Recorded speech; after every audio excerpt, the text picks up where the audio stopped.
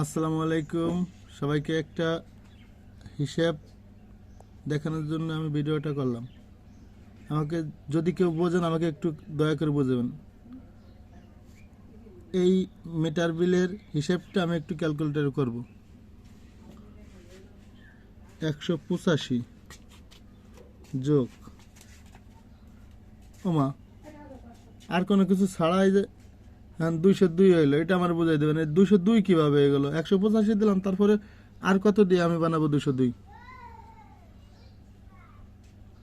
এটা হলো মার্চ মাসের বিল, 2024 সাল, ফরিদপুর পল্লী বিদ্যুৎ সমিতি।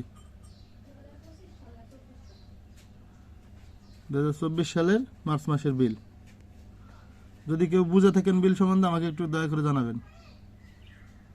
পুরো বিলটার ছবি ভিডিও করে দিলাম। 40 ইউনিট উঠছে, কিন্তু আমি এটা মিলাইতে পারতেছি না। 185, তারপরে 0000000 202, ডিমান্ড চার্জ 42, মিটার ভাড়া 10, সব মিলে বিলের পরিমাণ হলো 254, ভ্যাট 13, প্রদেয় সর্বমোট ভ্যাট 13, মোট 267।